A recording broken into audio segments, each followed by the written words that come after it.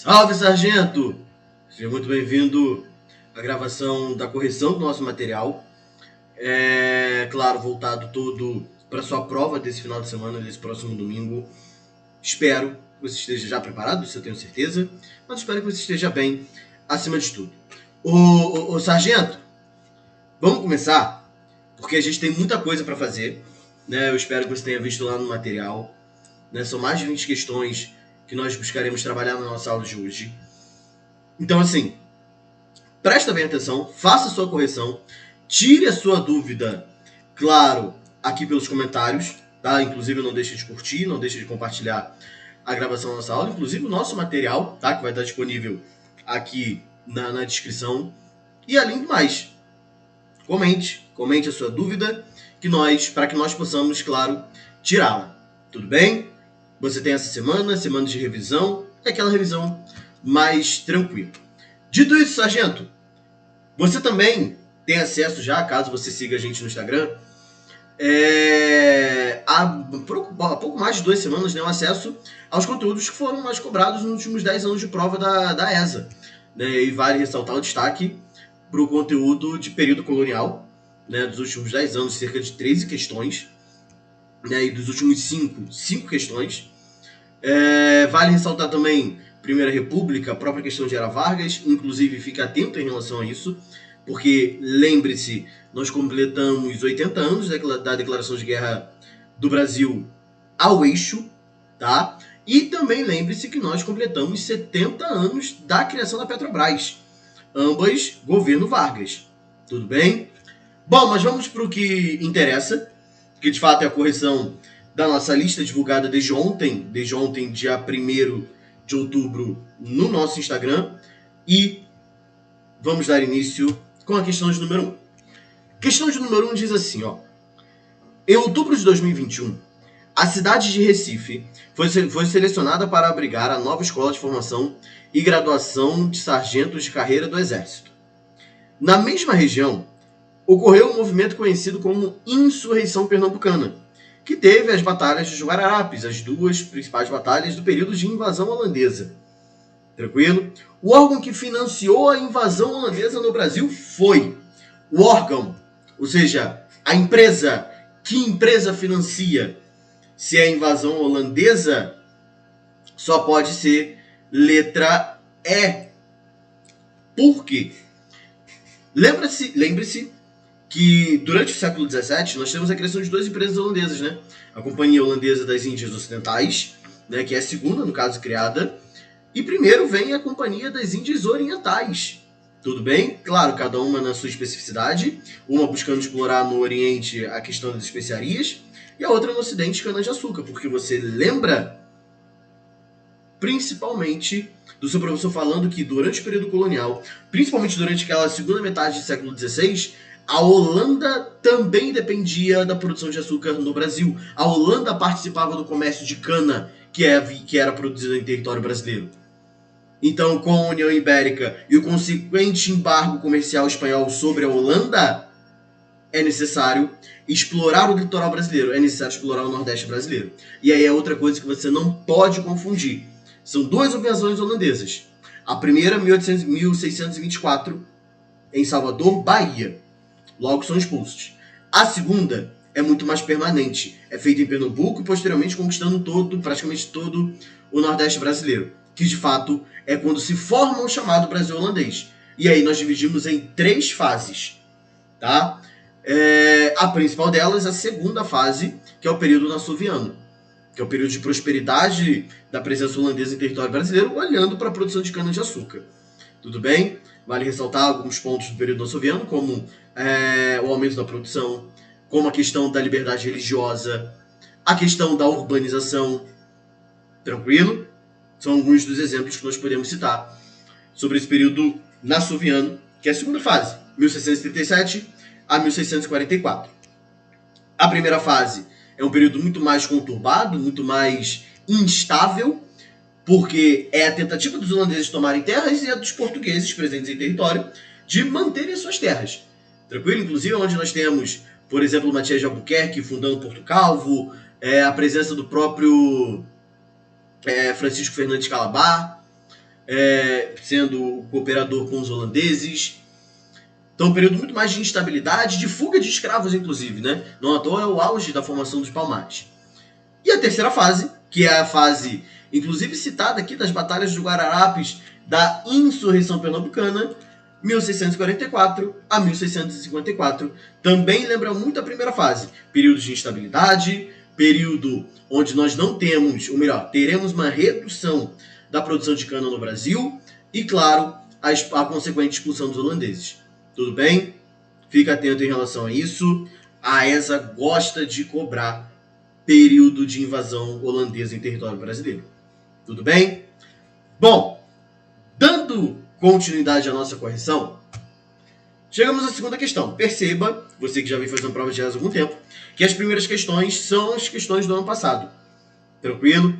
Inclusive a questão de número 2. A questão de número 2 diz assim: o governo Juscelino Kubitschek costuma ser lembrado como o período que aliou tranquilidade política e prosperidade econômica.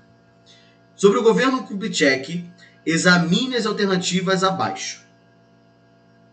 Aí tem lá, plano de metas, de fato, governo JK, construção de Brasília, também governo JK, com o chamado plano piloto, diminuição da dívida externa, não é governo JK. Pelo contrário, o governo JK vai elevar a dívida externa. Não à toa teremos rompimento com a FMI no ano de 58. Inclusive, já foi questão de ESA isso também. Beleza? Aí vamos para a pergunta. Ó. Pode-se afirmar que foi ou foram ações realizadas no governo Juscelino Kubitschek, exceto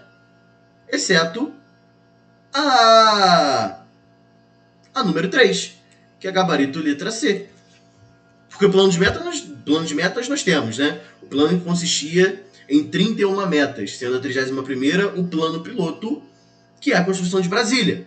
Então, 1 e 2 estão corretas. O governo JK, como nós estamos, não vai reduzir a dívida externa, pelo contrário, vai elevar essa dívida externa.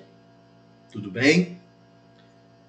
Questão bem tranquila, tá? Bem tranquila de se trabalhar. O governo JK tem a questão do tripé econômico, sempre bom você lembrar disso. A introdução do capital estrangeiro, principalmente com indústrias automobilísticas no Brasil, a partir do governo JK. E é muito bom você fazer essa comparação com o governo Vargas, tá? Lembrando que o governo Vargas não possui capital privado estrangeiro. Tranquilo? A introdução se dá só com o JK. Beleza? Principalmente, de novo, voltado para essas indústrias automobilísticas. E aí também mais um argumento para o investimento de Juscelino Kubitschek nas BRs. Tudo bem? Que provavelmente você viu com o seu professor de geografia. Bom, questão 2, extremamente tranquila. Tá? Extremamente tranquila. Vale ressaltar também os modos que o JK chega ao poder, né? Tem a questão do golpe preventivo do Marechal Lott, né? Durante períodos de transição de Vargas para JK. Vale você ficar atento a isso, que buscava, óbvio, o golpe preventivo garantir a posse do JK. Vale ressaltar também, como citamos, claro, a questão do plano de metas, do tripé econômico e também do plano piloto. Tranquilo? A ideia, principalmente do plano piloto, gente, que é a construção de Brasília. Fica atento à integração regional, principalmente. Tranquilo? Essa integração a partir das BRs. Tudo bem? Seguindo. Nossa questão de número 3. Questão bem tranquila. E essa aqui a gente tem muita coisa para comentar sobre. Olha só. A busca por riquezas minerais levou os bandeirantes paulistas à exploração dos territórios coloniais de Portugal e Espanha na América do Sul. Com a descoberta do ouro de aluvião em Minas, no final do século XVII, ali por volta de 1692, 1695, houve uma verdadeira corrida do ouro, que evoluiu para um conflito entre portugueses e paulistas, que ficou conhecido como. E aí, gente, nós sempre trabalhamos com a ideia de palavras-chave para a questão de revoltas. Como ele está citando revoltas coloniais, fica ainda mais tranquilo. Por quê? Pegando os 4 revoltas principais, né? Beckman, Mascates, Emboabas e Filipe dos Santos, nós trabalhamos com essas palavras-chave. Revoltas Beckman, toda vez que a gente fala em revoltas Beckman, você vai ficar atento à criação da Companhia de Comércio do Maranhão. Tranquilo? Segundo ponto que você pode ficar atento, e aí vai anotando, para mim é mais complexo de escrever porque eu tô com o mouse. mas você pode ir anotando. Primeiro, Companhia de Comércio do Maranhão. Segundo, conflito entre senhores de engenho e contra indígenas e jesuítas. Tranquilo? E terceiro ponto, você pode citar também a questão envolvendo a escravização indígena. Tranquilo? São 3 frases chaves, né? Que você mata toda a questão de revolta de Becker. Que não é o gabarito dessa questão. Você percebeu pelas palavras-chave. Guerra dos Emboabas. Vai estar sempre falando ou da corrida pelo ouro, como é a questão, é o gabarito, está aqui, Guerra dos Emboabas. Ou pode estar falando de bandeirante, busca pelo ouro, tá? Sempre está atrelando ao ouro. Ou pode falar de Capão da Traição. Tranquilo? Que é quando os bandeirantes são presos e posteriormente traídos pelos Emboabas. Beleza? Não foge disso. As dos mascates. Vai estar sempre falando ali no contexto de Cris do Açúcar, mas sempre vem trazendo Recife e Olinda juntos na questão. Sempre trabalhando essas 2 regiões de Pernambuco. Tranquilo? Na maioria das vezes vai falar sobre o conflito entre elas. Beleza? Ou a busca de uma elevação de Recife, né? Saindo de povoado e se tornando vila. Não foge disso também.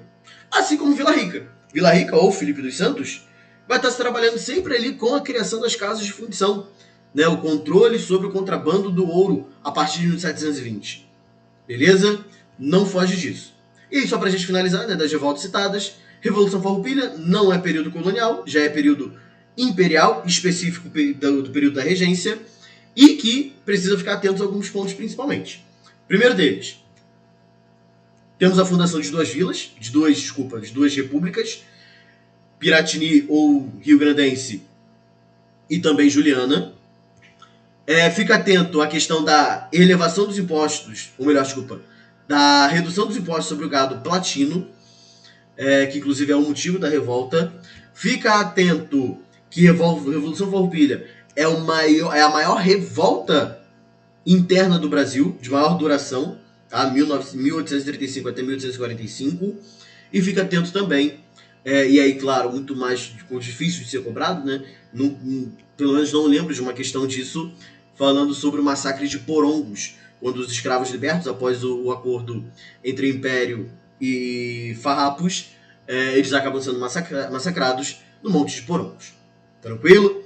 Questão boa para a gente trabalhar, né? Falarmos algumas coisas importantes e, claro, para você conseguir tirar suas dúvidas finais também.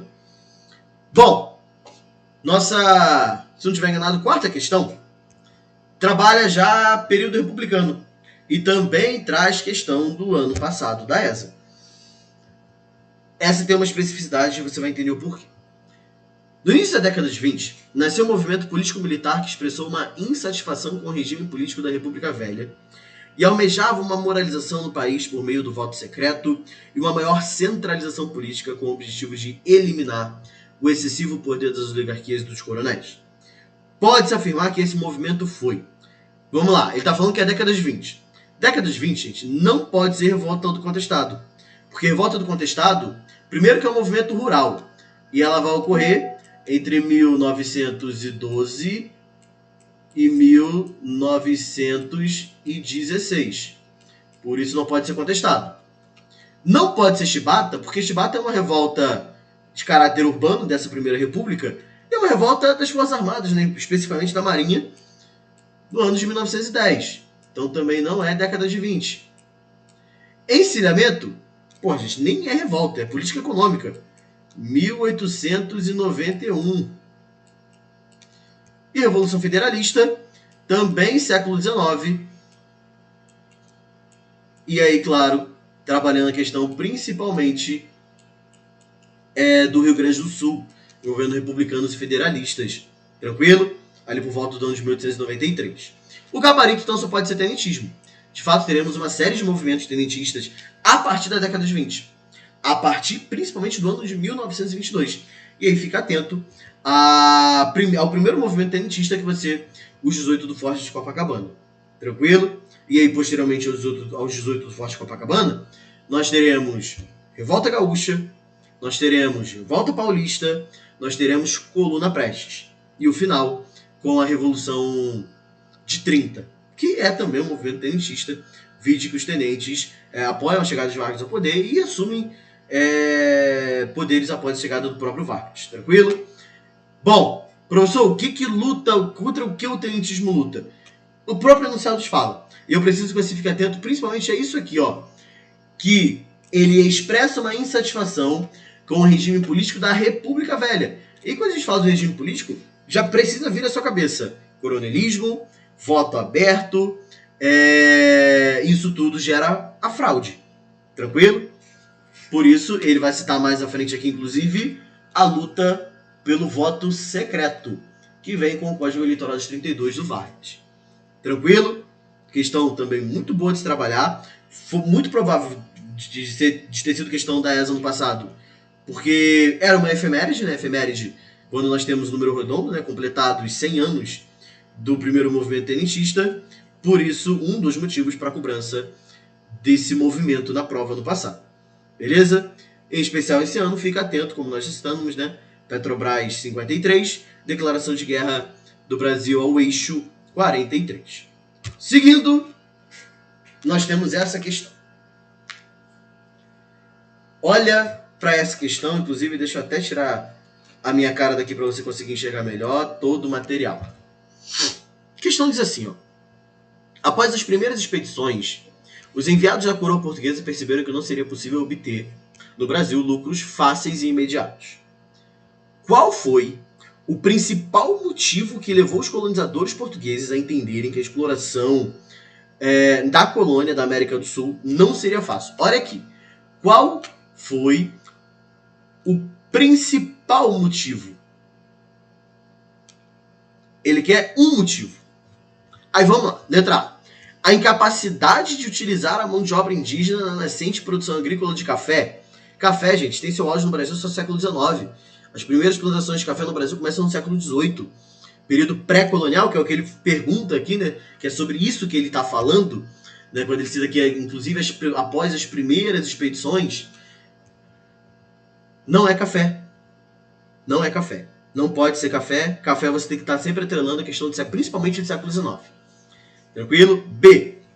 O alto custo do cativo africano que dificultava a utilização do trabalho escravo em larga escala no plantio da cana-de-açúcar.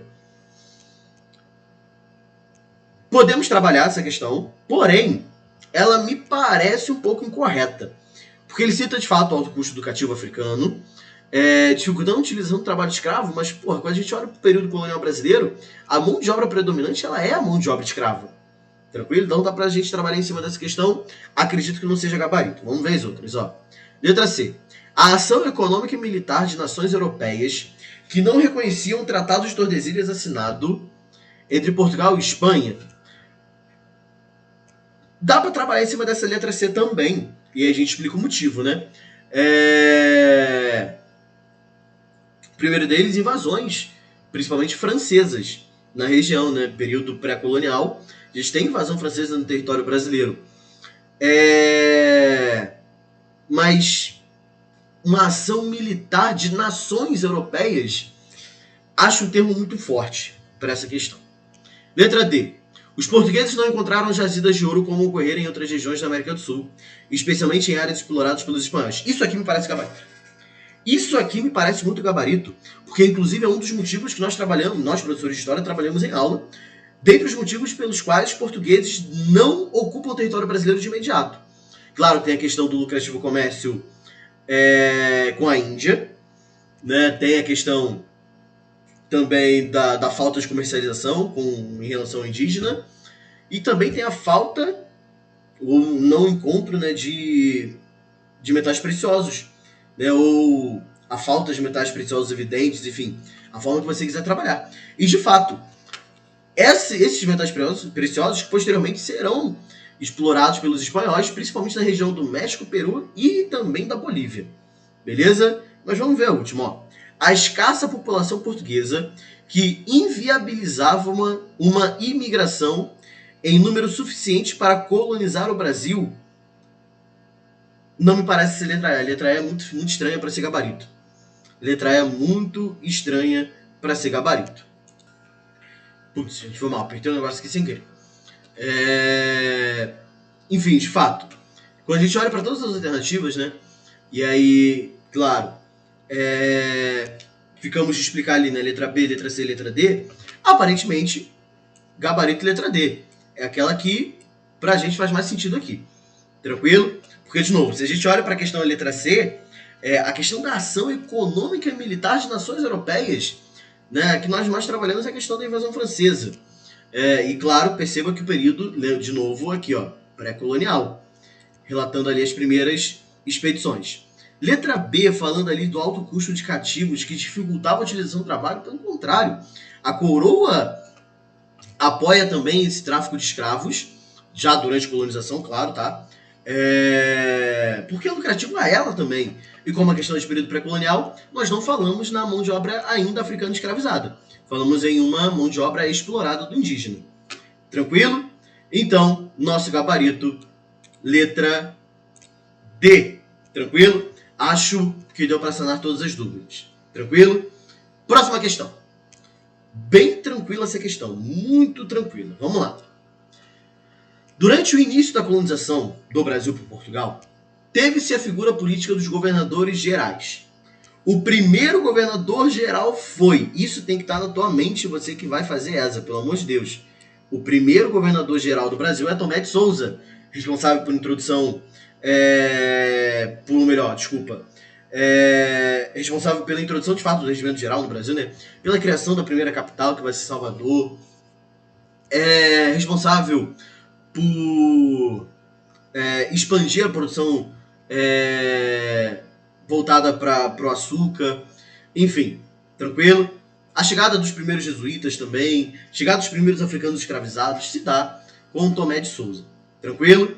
Claro, letra D e E são posteriormente os dois outros, governadores gerais. Na ordem, Duarte da Costa, posteriormente o Mendes Sá, tranquilo? Questão bem tranquila é aquela questão de se cair na prova, você tem que passar por ela em 30 segundos, hein, no máximo, para que a gente possa chegar nessa questão agora. Vamos lá. Questão boa, tá? De novo. Pode-se destacar como primeiras evidências do governo republicano no Brasil. A. Letra A. Ou seja, antes da Constituição, tá? Já que ele coloca a data, ele te explica ali o período que ele quer, ó. 1889 a 1891. Constituição é de 91. Então, ainda sobre o governo provisório de Deodoro. Separação entre igreja e Estado, criando os registros civis e instituindo o padroado, aparentemente gabarito. Aparentemente já gabarito, tá? Letra B. Primeira Constituição republicana que estabeleceu o voto universal e secreto. A primeira Constituição republicana não estabelece o voto secreto, ela estabelece o voto ainda aberto. Tranquilo? E lembra, é trabalhada ali a questão de voto universal, mas mulher não vota, soldado não vota, padre não vota, analfabeto não vota. Tem várias exceções nessa primeira Constituição republicana. Letra C. Promulgação da grande naturalização, com o objetivo de amenizar o xenofobismo contra os ingleses pobres. Não necessariamente contra os ingleses, né? Era um mundo muito mais voltado, principalmente para italianos naquele período. Tranquilo? De fato, sempre bom deixar claro, nós temos essa questão da grande naturalização do governo do Deodoro. Tranquilo? Bom, além disso, letra D. Letra D. Nós temos reforma financeira, com o objetivo de estimular o desenvolvimento da agricultura. De fato, nós temos reforma financeira, que vai à política do encilhamento, mas o objetivo era estimular o desenvolvimento industrial e não agrícola. Tranquilo? E letra E, instituição do centralismo e as transformações das províncias em estados membros da federação. Na verdade, seria a instituição do federalismo e não do centralismo. Que aí, claro, a instituição do federalismo nós trabalhamos com maior autonomia aos estados. Tranquilo? Dessa forma, nosso gabarito só pode ser letra A, que é quando o Brasil se torna de fato um estado laico. Tranquilo? Inclusive, tá nesse período podendo você casar em igreja e também no civil, como acontece nos dias de hoje. Próxima questão. No final do século XIX, a monarquia brasileira estava desgastada politicamente, o que resultou numa crise. Sobre os fatos ocorridos durante a crise da monarquia brasileira e proclamação da República, pode-se afirmar que... Então vamos lá. Quando ele cita aqui essa questão aqui envolvendo os fatos ocorridos durante a crise da monarquia brasileira, precisamos lembrar que existe uma base do Império. Esse Império ele possui uma base com exército, igreja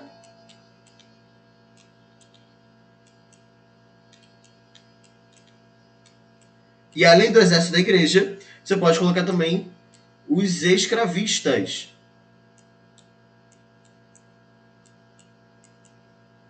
Tranquilo? Principalmente os cafeicultores do Vale do Paraíba. Lembrando já que no Oeste Paulista, a mão de obra predominante é assalariada, livre, tranquilo, do imigrante.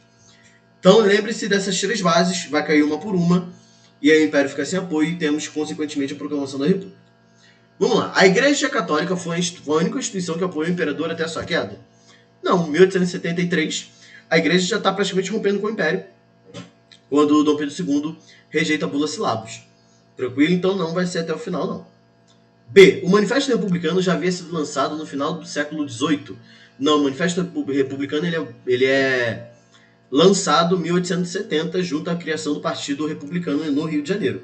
E aí, em 73, a criação do maior partido republicano, que vai ser o Partido Republicano Paulista, o famoso PRP. Beleza? C. A proclamação da República foi efetivada sem a participação de militares do Exército? Desculpa, gente, não dá para marcar uma dessa. Porque quem proclama a República é um militar, é um general, ou melhor, desculpa, é um marechal, que é Deodoro da Fonseca. D. Com a abolição da escravidão, muitos senhores de escravos passaram a apoiar a causa republicana. Isso me parece gabarito. Isso me parece gabarito, sem antes ler a letra E, claro. Mas muito gabarito porque os escravistas, principalmente do Vale do Paraíba, eles vão entender que o que o Império fez com a abolição da escravidão foi um golpe a eles. Isso já em 88. Então eles deixam de apoiar o Império e passam, de fato, a apoiar a causa republicana. Mas vamos ler a letra E. O governo monárquico não reagiu à situação difícil que se encontrava. Tentou reagir de algumas formas, né? Tentou reagir com a reforma eleitoral, né, que é a Lei Saraiva. Tentou reagir com a própria abolição da escravidão. Porém, acaba caindo e, de fato, o gabarito vai ser letra D de dado. Beleza?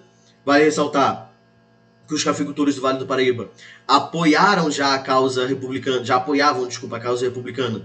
desde a Convenção de Itu, na década de 70, tranquilo?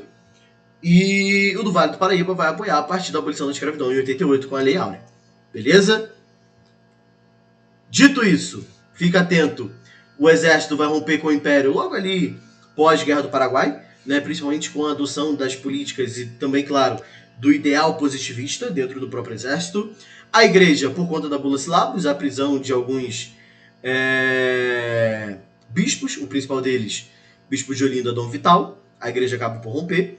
E, de novo, os escravistas com a Lei Áurea, 1888. E lembra que, em meio a tudo isso, nós temos algumas leis também voltadas ao escravizado, como a Lei do Ventre Livre, da década de 70, onde todo filho de escravo nasce livre, a partir daquela data, e o senhor recebe uma indenização. E também a Lei dos Sexagenários, já na década de 80, 85, quando nós temos a lei que dizia que todo escravo acima de 60 anos se tornava livre. Tranquilo? Gabarito, então, até, claro, finalizando, né, a Lei Áurea em 88. Próxima questão. Boa questão na época. Prova, se não estiver enganado, é 2020 ou 21. Né? Não lembro agora direito. Eu acho que é 21. Enfim. Muitas dificuldades no ano da prova, tá? Mas, posteriormente, você vai entendendo como ela é bem tranquila. Entre os diversos movimentos organizados por particulares, se é movimento particular de interiorização do Brasil, particular não pode ser entrada, porque entradas são movimentos financiados pela coroa. Tranquilo? Então você já exclui letra A. A partir do século XVII, tivemos um que se notabilizou para a busca de índios para torná-los escravos. Este movimento ficou conhecido como bandeirismo de preação ou bandeirantismo de apresador ou apresamento. Tranquilo? A busca por indígenas para torná-los escravos, como dito, né? Temos ainda o sertanismo de contrato, que está ali na letra C. que é a captura de escravos fugidos e também a destruição de quilombos. E vale citar também o bandeirantismo de prospecção ou prospector, que é a busca por metais preciosos. Tranquilo? Questão também bem tranquila, tá? Fica ali clara a dica em relação às entradas, que são movimentos financiados pela coroa. Beleza?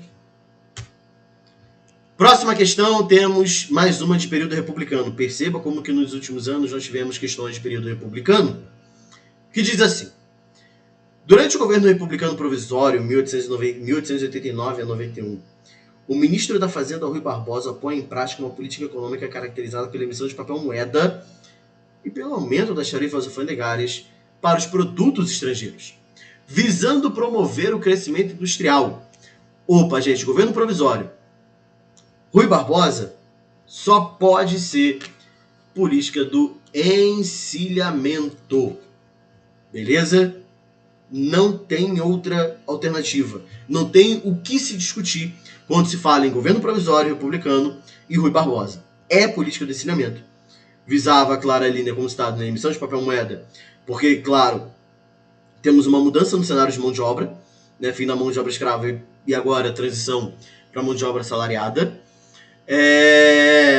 Não sei se ele cita sim na alternativa, no enunciado também, que visava o crescimento econômico. Isso acaba por gerar, inclusive, empresas fantasmas no Brasil. Tranquilo? Questão bem tranquila. Você precisa ficar atento, principalmente quando ele citar Rui Barbosa e período republicano brasileiro. Próxima questão. Na República Velha ocorreram vários movimentos contestatórios. Identifica aquele que está localizado geograficamente de forma correta, o gabarito é a letra A. Revolta da Vacina. Rio de Janeiro. Vamos lá, Revolução Federalista. Rio Grande do Sul. Canudos. Bahia. Contestado. Aí que vem um ponto. Porque contestado fica ali na divisa entre o Paraná e Santa Catarina. Por isso, contestado, porque era uma região contestada entre os dois estados. Tudo bem? E Revolta da Armada, Rio de Janeiro. Já que a gente está falando de revoltas do período republicano, fica atento às diferenças entre revoltas urbanas e rurais. O movimento rural no período republicano ele é de caráter messiânico. Destacamos 3. Canudos, ainda no século XIX, e seu líder messiânico vai ser Antônio Conselheiro. Contestado, século XIX, século XX já, 1912 a 16, seu líder messiânico é o José Maria. E fica atento também à Revolta de Juazeiro, 1914, e seu líder messiânico é o Padre Cícero. Tudo bem? E também as revoltas urbanas, as duas que nós citaremos no Rio de Janeiro, Revolta da Vacina, o gabarito dessa questão, e a outra, Revolta da Chibata.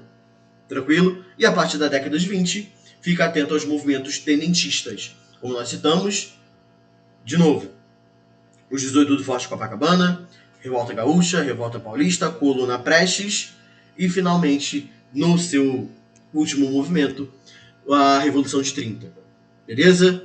Bom, seguindo aqui onde eu queria chegar. Pelo amor de Deus, você não tem o direito de errar uma questão de Brasil na guerra na ESA. Tô falando que você não tem direito de errar porque vai ser cobrado. E você sabe muito bem disso. Tá, a SpaceX cobrou. Para quem fez o material, percebeu que a última questão, a última ou a penúltima, é a questão da SpaceX desse ano, de Brasil na Segunda Guerra. Tá? Então fica atento. O professor pode cair? Pode, sabe por quê? Porque ano passado também completamos 100 anos de tenentismo e nós tivemos questões de tenentismo tanto na ESA, como nós fizemos, quanto na SpaceX. Tá? Então você não tem o direito de errar a questão de Brasil na guerra, tá? Não tem o direito. Eu não aceito. Este ano faz 70 anos que o Brasil iniciou sua participação na guerra, na Segunda Guerra Mundial. Qual batalha foi considerada a mais importante vitória da FEB? Gente, desculpa, essa questão poderia muito facilmente ser uma questão desse ano. Se você trocar aqui ao invés de 70 para 80. Pronto. Vamos fazer como se fosse esse ano. Este ano faz 80 anos que o Brasil iniciou sua participação na Segunda Guerra Mundial. Qual batalha foi considerada a mais importante vitória da febre? E eu sei que está impregnado na tua mente, porque tu não vai errar isso, porque é a Batalha de Monte Castelo. É a conquista de Monte Castelo. Não tem o que errar. Você sabe que o Brasil ele vai na guerra, ele luta na Itália. Contra nazistas na Itália. Tá? Não tá errado. É contra nazistas na Itália. Tá? Integrando o Quinto Exército Americano, tudo aquilo que você sabe. Mas você da ESA, você tem o direito não, né? Você tem a obrigação de saber que a principal batalha do Brasil é a Batalha de Monte Castelo. Tá? Pelo amor de Deus. Você não tem o direito de errar isso. Eu não aceito. Tá? Bom, próxima questão. No início da década de 90, ganhou impulso, inclusive no Brasil, uma ideologia contrária ao Estado intervencionista e protecionista. Com a defesa do Estado mínimo subordinado à economia de mercado e capaz de atrair investimentos internacionais. Pode-se dizer que assim adotava-se... Gente, início da década de 90. Início da década de 90, Estado mínimo só pode ser neoliberalismo. E as políticas neoliberais adotadas em território brasileiro já no governo Fernando Collor de Mello. Tá? A partir do ano de 90, inclusive. Beleza? Pelo amor de Deus, você também não pode errar isso. Tá? De novo, neoliberalismo. A única que você poderia ficar em dúvida ali seria a letra E, que você também não tem direito de errar, que é a nacional desenvolvimentismo, que é a política do JK. Beleza? É a política do tripé econômico, que nós chamamos de nacional desenvolvimentismo. Mas Estado mínimo, falou década de 90, é neoliberalismo, é Fernando Collor de Mello. Beleza? Próxima questão. Muito boa questão também. Porque se você viu no Instagram do professor, você percebeu que Nova República e período militar, período dos militares no poder, dificilmente são cobrados. Né? Nós temos duas questões nesses 10 anos, e eu vou olhando para o cenário militar brasileiro, das duas questões cobradas, uma foi anulada, que foi a do ano passado, que eu fiz questão até de não colocar aqui, que é a questão de Itaipu, provavelmente você deve lembrar dela. Dito isso, essa aqui é uma questão da SpaceX, que trabalha o que foi cobrado, porque sempre cobra, né, sempre busca cobrar melhor dizendo, essa questão do milagre econômico. E vamos lá. As afirmações a seguir referem-se ao governo Médici, quando houve o período que ficou conhecido como milagre econômico ou milagre brasileiro. Aí lá embaixo, assinale a alternativa que apresenta somente as assertivas corretas dentre as apresentadas. 1. A economia do Brasil cresceu, em média, 10% ao ano? Sim. Sim, milagre econômico, como está ali, né, 69 a 73, o Brasil cresce, em média, 10%, tendo seu auge de crescimento no ano de 73, né, o último ano de milagre, quando cresce 14% ao ano. Beleza? Então a afirmativa 1, ela está extremamente correta. Beleza? Se a 1 está correta, tu já excluiu aqui letra D, tu já excluiu letra E. 2. O Brasil alcançou a autossuficiência em petróleo. Não, já pode anular que não. Não à toa, o milagre econômico ele tem fim por conta da crise do petróleo, da crise internacional do petróleo, né, ou o primeiro choque do petróleo de 73, no Oriente Médio com a Guerra do Yom Kippur, que inclusive também completa-se alguns anos. Não vou lembrar a conta agora, se não estiver enganado, são 50 anos, algo do tipo. Enfim, é da Guerra do Yom Kippur e do primeiro choque do petróleo. Então, o Brasil sofre com a crise, claro. Então, o Brasil fica entendido que ele não era autossuficiente. Se você quiser complementar, ele diz ainda, auxiliado pela redução de consumo, proporcionada pelo sucesso do Proálcool. O Proálcool, né, o Programa Nacional do Álcool, ele só é do governo Geisel, não é do governo Médici. Tranquilo? Só de 76. Beleza? Então, de qualquer forma, o Proálcool também não é do milagre econômico. 3. Apesar do crescimento econômico, a inflação seguiu elevada, se comparada dos anos que antecederam o regime militar. A gente fala de uma inflação entre 63 e 64, se aproximando de 90%, e do milagre econômico ela se mantém praticamente ali em torno dos 20%. Pode considerar que ela baixou, mas ela ainda se mantém um pouco alta, considerados os padrões de hoje. Mas vamos ver as outras, caso você tenha ficado em dúvida nessa. 4. O estímulo ao investimento externo foi essencial para o crescimento da indústria. Isso aqui tem que estar na sua mente, isso aqui é corretíssimo.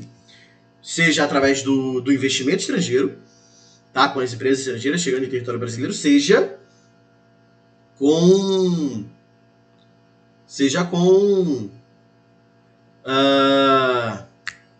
puxa, fugiu da mente. Seja com os empréstimos estrangeiros. Tranquilo? Seja com os empréstimos estrangeiros. Tem que estar na sua mente. Tá? O Brasil cresce dessa forma no milagre econômico. Com investimento estrangeiro e também com os empréstimos. Então a questão 4 ela está correta. E 5.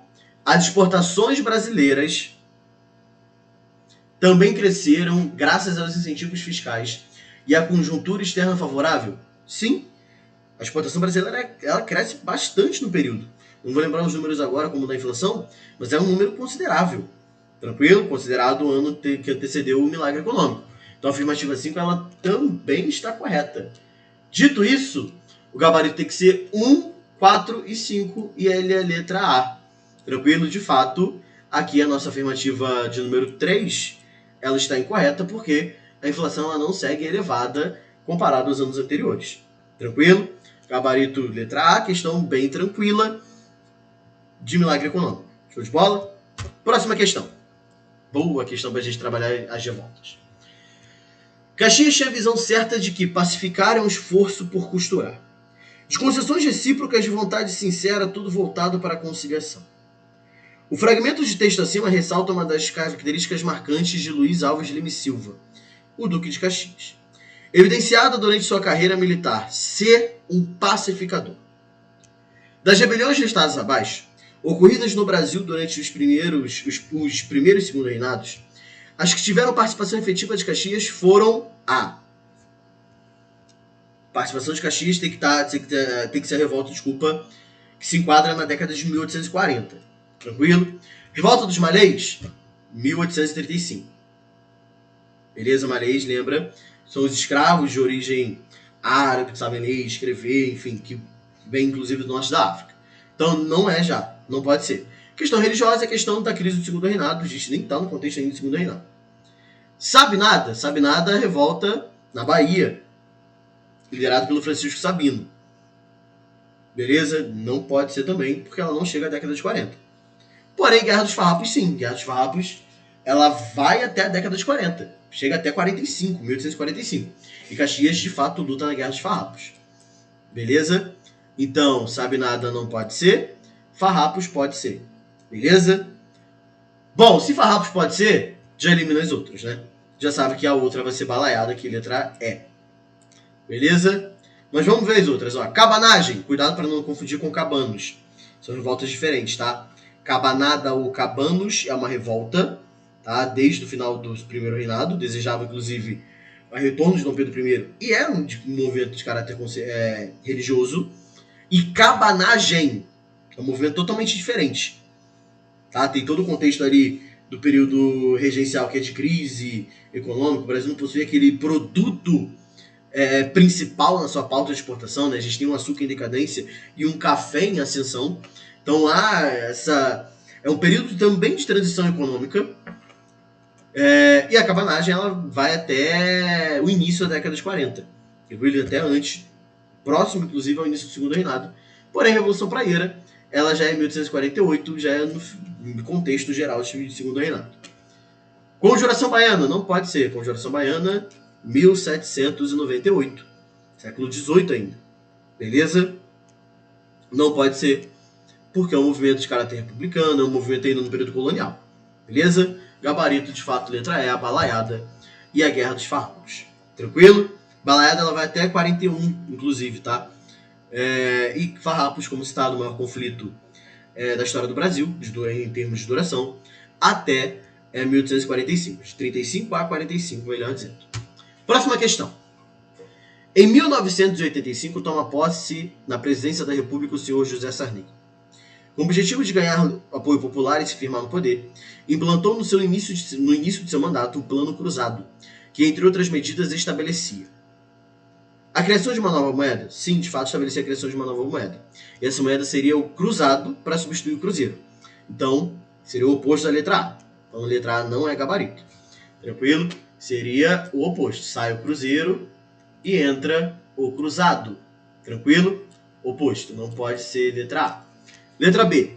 Eliminou vários impostos sobre importação, facilitando a entrada de uma enxurrada de mercadoria estrangeira no Brasil.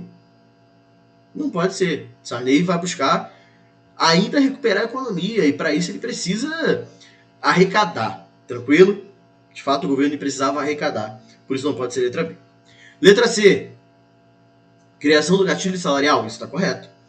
Tá? Isso está correto porque o gatilho salarial ele iria reajustar o salário mínimo a cada 20% de aumento da inflação. Tranquilo? Vamos ver se isso fala. Isto é, um reajuste automático do salário sempre que a inflação acumulada atingisse 20%. Muito, muito gabarito. Outra coisa que você precisa ficar atento ao governo Sarney é a questão do congelamento. Tá? Dos 3 principais planos do Sarney, né, que é o plano cruzado, o plano Bresser e o Verão, nós teremos o congelamento de preços na busca de reduzir e aumentar o poder de compra do trabalhador. Beleza? Claro que isso vai gerar um aumento ainda maior da crise econômica. Beleza?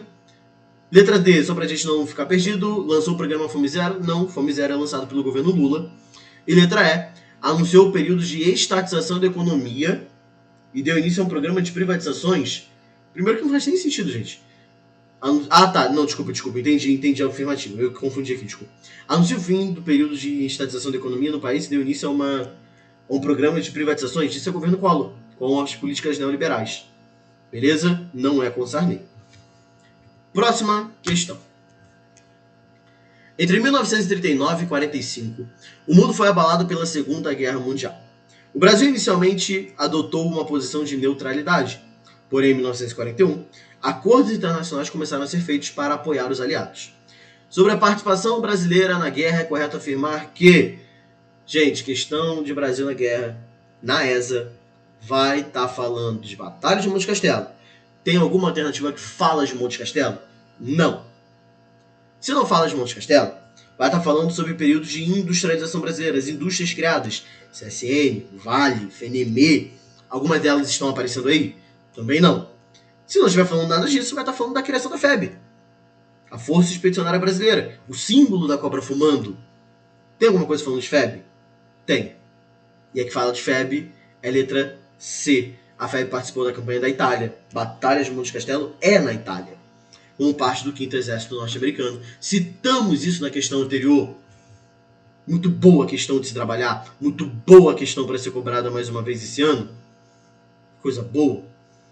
Lembrando, a declaração de guerra, o Eixo venceu em 43, após alemães afundarem navios brasileiros. Tudo bem? Bom, se tá tudo bem, seguimos para a próxima. Em 1993, no Brasil anunciou-se um novo plano de estabilização econômica, o Plano Real. Saiu errado ali, tá? Desestabilização econômica. Não seria desestabilização, não seria deestabilização econômica, o Plano Real, que entrou em vigor efetivamente em julho de 94. O Plano Real foi planejado e implantado no governo de quem? Implantado no governo do presidente Itamar Franco. O professor, não é FHC? Pelo amor de Deus, não. FHC só assume em 95. Tranquilo? Temos eleições em 94, o FHC vence o Lula e assume em 95. Ô professor, mas sempre ouvi FHC, porque o FHC ele é ministro da Fazenda do governo Itamar. De fato, a mente por trás do Plano Real é do FHC, mas o presidente é o Itamar.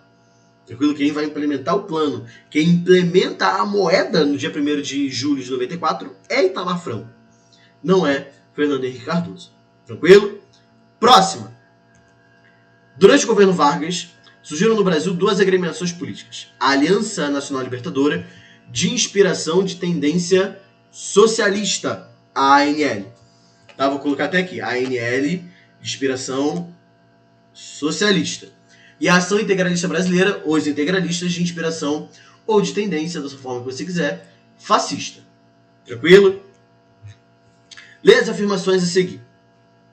E lá embaixo, o cenário alternativo que apresenta apenas afirmações corretas. Tá. A ANL era de tendência fascista? Não, é o oposto.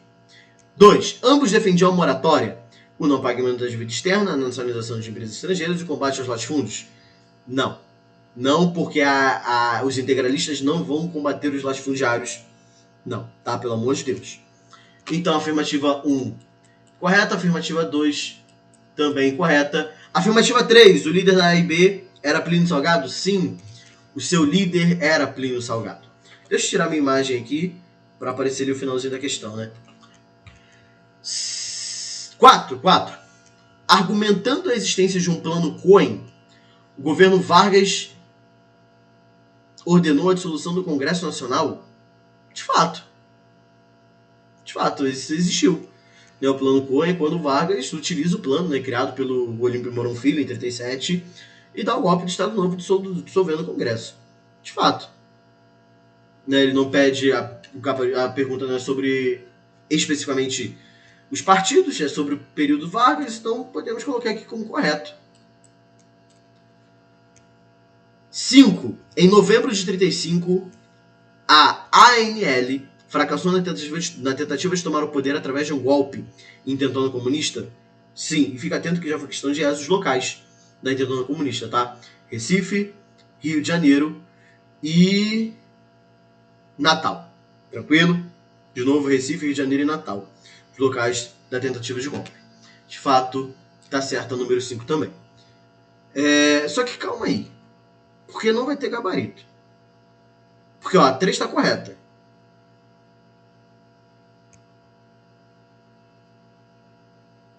Tá. Entendi. É porque, gente, aqui tá, essa afirmação aqui, ela tá correta. Tá? Número 5. A afirmação, ela tá correta. De fato, o plano Cohen voltou para dissolver o Congresso. Só que eu entendi agora. Ela não vai ser gabarito, e o gabarito vai ser 3 e 5, desculpa, que aqui é letra C, pelo seguinte motivo. O plano Cohen não está relacionado, e aí de fato, né, a gente citou aquela hora, mas aqui a gente revisa e faz. O plano Cohen não está relacionado a nenhuma dessas agremiações citadas acima. Pô, professor, mas a intentona comunista tá? Mesmo que não seja no período ali de formação? Claro que tá. Claro que tá. Temos a Constituição em 34 e a intentona em 35. E é feita por uma das agremiações, então faz sentido sim. Então a 4 ela tá errada por não estar no contexto citado, tá? Ser um movimento ou algo relacionado às duas agremiações. Boa questão de se trabalhar, tá? Mas de novo, volto a confirmar que a afirmação sobre o plano Cohen ela está correta, beleza? Porém, no contexto da questão, ela vai estar errada. Tudo bem? Próxima questão. Opa, boa questão. Questão da SpaceX esse ano. O período agencial de 1831 a 1840 foi um dos mais agitados da história brasileira. As divergências entre os indivíduos mais abastados quanto à forma de governar o Brasil de um modo a preservar seus interesses originaram 3 tendências políticas diferentes. Uma delas defendendo a vontade de Dom Pedro I. Ou melhor, defendendo a vontade de Dom Pedro I ao trono brasileiro. O grupo defensor dessa ideia era denominado... Gente, o grupo que quer o retorno de Dom Pedro, quer o retorno, quer, na verdade, restaurar o primeiro reinado. Restaurador ou Caramuru. Chimango serão os liberais, tá? Inclusive citados ali embaixo, liberal, moderado e exaltado, que também são do período regencial. Tranquilo? Mas aqueles que desejavam o retorno de Dom Pedro, defendiam o retorno de Dom Pedro, restauradores ou caramuros. Boa questão excelente desse ano. E aqui a questão da febre das SpaceX. Boa questão para ser trabalhada. Não pode errar uma questão dessa, tá? Pelo amor de Deus. Dá para fazer, não preciso tirar minha imagem, eu acho. Vamos lá. A Segunda Guerra Mundial envolveu combates em todos os continentes e mares do planeta. A posição do governo de Getúlio Vargas perante a guerra foi inicialmente de indefinição, ora pendendo para um lado, ora para o outro. Em 1942, todavia, foi forçado a romper relações diplomáticas com os países do eixo e, alguns meses depois, a declarar-lhes guerra, juntando seus aliados. Relativamente à participação brasileira na Segunda Guerra Mundial, analisa as assertivas. Afirmativa 1. O Brasil participou do esforço de guerra com o envio de uma divisão de infantaria reforçada, a FEB, a Força Expedicionária Brasileira, com aproximadamente 25 mil homens e mulheres. De novo, mais uma questão de Brasil na Segunda Guerra que cita a FEB. Tá? Preste atenção nisso. E de fato, essa afirmativa 1 ela tá correta. Tranquilo? 2. A 2 é aquela que tu não pode errar de jeito nenhum. É aquela que te dá o gabarito. Sabe por que ela te dá o gabarito? Porque a 1 tá correta. E a 1 tem todas, menos com exceção na letra C. Praticamente não elimina nada. Mas a 2 ela vem pra te quebrar. E aí foi quem fez esse especial que se deu mole nisso. A 2 diz assim: a FEB participou da luta contra o nazifascismo na campanha do norte da Itália? No norte da África? Não, gente. A FEB, o Brasil só luta na Itália. É só na Itália, não é no norte da África. E aí você elimina. Porque se a 2 está errada, só pode ser letra D. Porque a B diz que a 2 está certa, a E diz que a 2 está certa e a A diz que a 2 está certa. Tu matou a questão fazendo duas alternativas. Tranquilo? A 3 está correta porque vai dizer ali: o Brasil colaborou com o fornecimento de matérias-primas, principalmente borracha, tá? Nesse contexto nós citamos sempre os chamados soldados da borracha, que vão migrar do Nordeste para o Norte para a exploração de látex. E a autorização do uso do território brasileiro pelos aliados, bases aéreas no Nordeste, principalmente a base naval de Natal. Tá correta a 3 também. 4. O estopim para a entrada do Brasil na guerra foi o fundamento de diversos navios brasileiros para os marinhos alemães. Gente, não tem como errar uma questão dessa. Questão extremamente tranquila. Beleza? De novo, você não tem o direito de errar a questão de Brasil na Segunda Guerra Mundial. Não tem esse direito. Tá? Se eu estiver enganado, é a última questão.